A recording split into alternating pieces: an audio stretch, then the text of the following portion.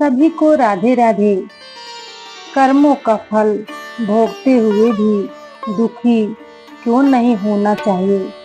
चलिए आज मैं इस कहानी के माध्यम से बताती हूँ। एक राजा बड़ा धर्मात्मा एवं न्यायकारी और परमेश्वर का भक्त था।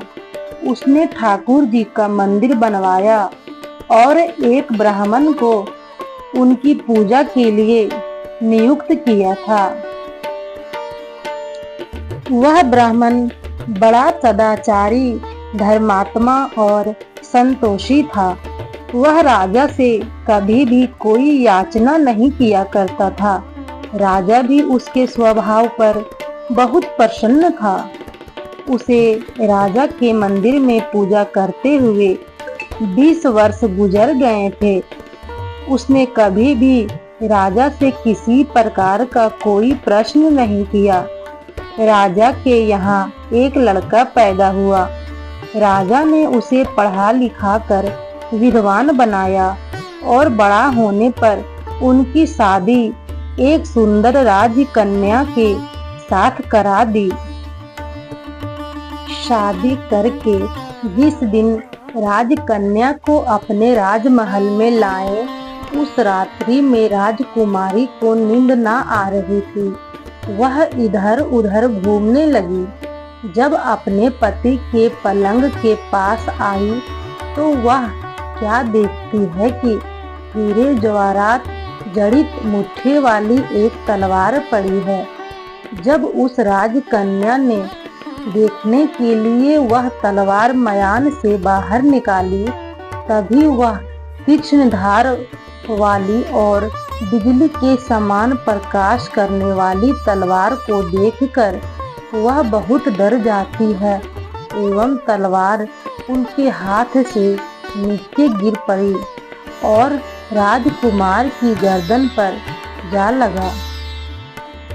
राजकुमार का सिर कट गया और वह मर गया। राजकन्या पति के मरने का बहुत शोक करने लगी। उसने परमेश्वर से प्रार्थना की कि हे प्रभु, मुझसे अचानक यह पाप कैसे हो गया।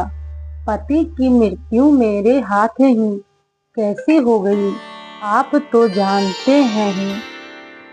परंतु सभा में मैं सत्य ना कहूँगी, क्योंकि इससे मेरे माता पिता और सास ससुर को कलंक लगेगा तथा इस बात पर कोई विश्वास भी ना करेगा। प्रातः काल में जब पुजारी कुएं पर स्नान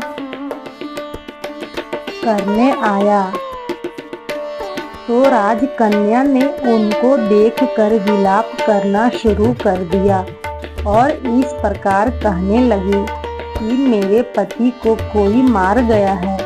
लोग इकट्ठे हो गए और राजा साहब आकर पूछने लगे, किसने मारा है। वह कन्या कहने लगी, मैं जानती तो नहीं हूँ कि कौन था, परंतु मैं उसे ठाकुर जी के मंदिर में जाते हुए देखा था। राजा समेत सब लोग ठाकुर जी के मंदिर में आए तो ब्राह्मण को पूजा करते हुए देखा। उन्होंने उनको पकड़ लिया और पूछा, तूने राजकुमार को क्यों मारा। ब्राह्मण ने कहा, मैंने राजकुमार को नहीं मारा, मैंने तो उनका राजमहल भी नहीं देखा है। इसमें ईश्वर साक्षी है। बिना देखे किसी पर अपराध का दोष लगाना ठीक नहीं। ब्राह्मण की तो कोई बात ही नहीं सुनता था। कोई कुछ कहता था तो कोई कुछ कहता था। राजा के दिल में बार बार विचार आता था कि यह ब्राह्मण निर्दोष है, परंतु बहुतों के कहने पर राजा ने ब्राह्मण से कहा, मैं तुम्हें प्राण दंड तो नहीं देता, परंतु जिस हाथ से तुमने मेरे पुत्र को तलवार से मारा है, तेरा वह हाथ काटने का आदेश देता हूँ। ऐसा कहकर राजा वहाँ से चला गया और उनका एक हाथ कटवा दिया।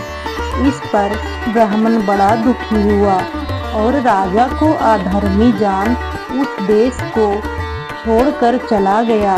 वहाँ वह खोज करने लगा कि कोई विद्वान ज्योतिषी मिले तो बिना किसी अपराध हाथ कटने का कारण उससे पूछूं।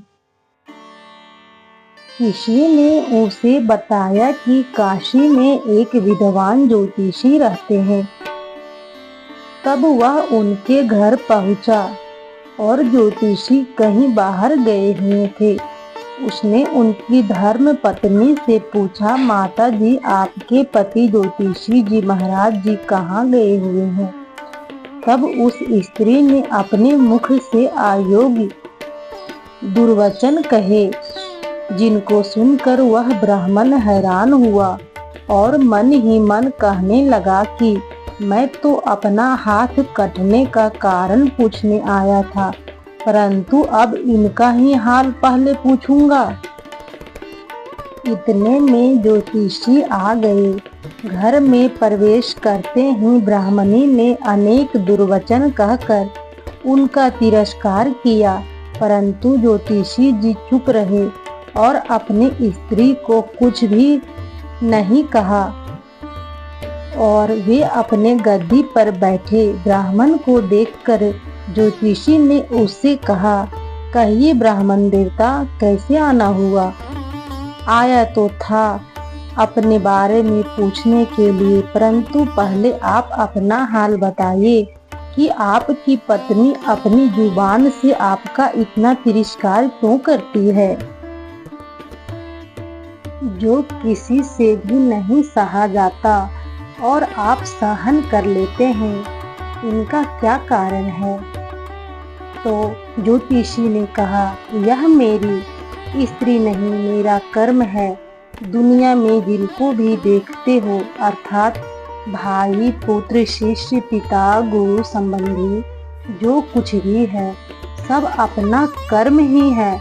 यह स्त्री नहीं, मेरा किया हुआ कर्म ही है और यह भोगे बिना कटेगा नहीं। इसलिए अपना किया हुआ जो भी कुछ शुभ अशुभ कर्म है, वह अवश्य ही भोगना पड़ता है। बिना भोगे तो सैकड़ों करोड़ों कल्पों के गुजरने पर भी कर्म नहीं टल सकता। इसलिए मैं अपने कर्म को खुशी से भोग रहा हूँ और अपनी स्त्री की ताड़ना भी नहीं करता, ताकि आगे इस कर्म का फल भोगना ना पड़े। तभी महाराज, आपने क्या कर्म किया था?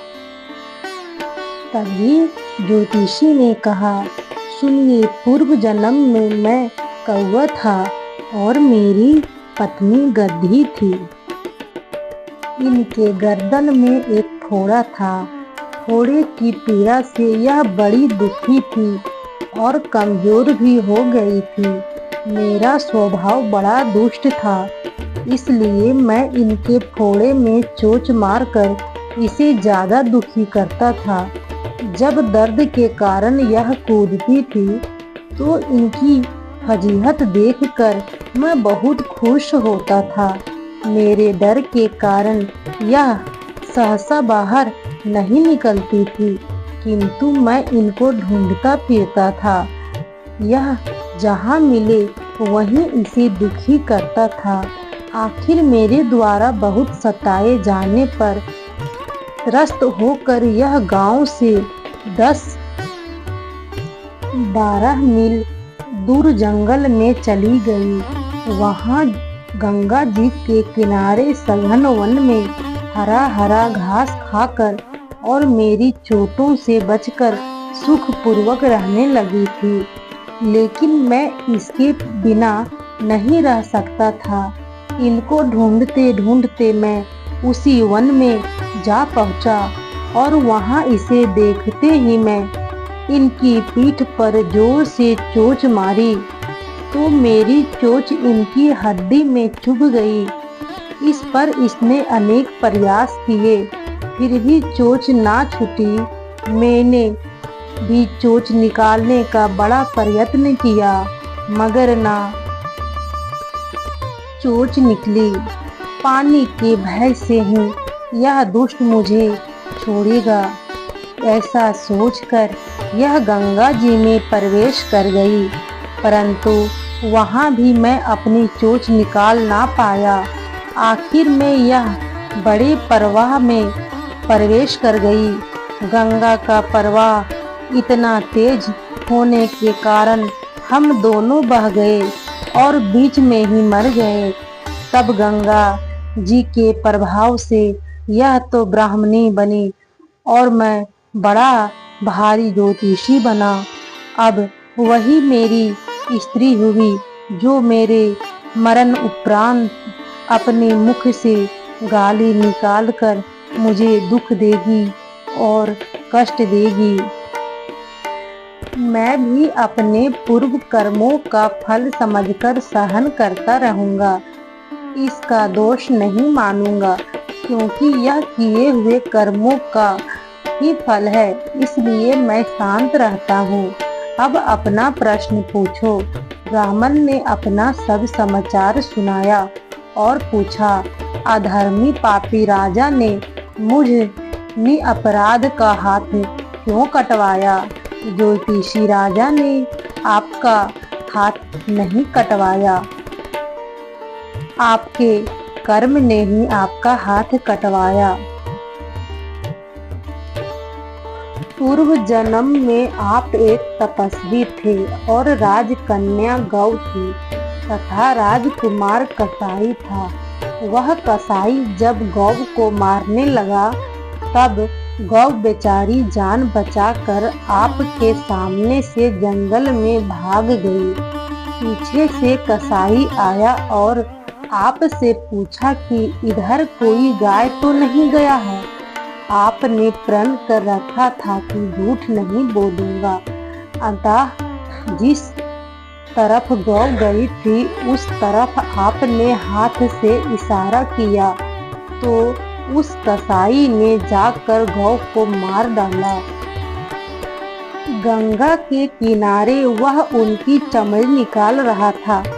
इतने में ही उस जंगल के शेर आया और गौ एवं कसाई दोनों को खाकर गंगा जी के किनारे ही उनकी हड्डियां उसमें बह गई। गंगा जी के प्रताप से कसाई को राजकुमार और गौ को राजकन्या का जन्म मिला एवं पूर्व जन्म के किए हुए उस कर्म ने एक रात्रि के लिए उन दोनों को इकट्ठा किया, क्योंकि कसाई ने गौ को हंसिए से मारा था। इसी कारण राजकन्या के हाथों से तलवार गिरने से राजकुमार का सिर कट गया और वह मर गया। इस तरह अपना फल देकर कर्म निर्वित हो गया। तुमने जो हाथ का इशारा किया कर्म के रूप में, उस महापाप ने तुम्हारा हाथ कटवा दिया है। इसमें तुम्हारा ही दोष है, किसी अन्य का नहीं। ऐसा निश्चय कर सुख पूर्वक करो और कर्म का फल भोग टलता नहीं। कितना ही सहज है ज्ञान संयुक्त जीवन। यदि हम इस कर्म सिद्धांत को मान ले और जान लें तो पूर्वकृत घोर से घोर कर्म का फल भोगते हुए भी हम दुखी नहीं होंगे, बल्कि अपने चित्त की समता बनाए रखने में सफल होंगे। जय श्री कृष्णा। मित्रों, इसलिए कहा जाता है जैसा कर्म वैसा फल। मनुष्यों को अपने कर्म का फल मिलता ही मिलता है, चाहे वह जिस प्रकार से हो।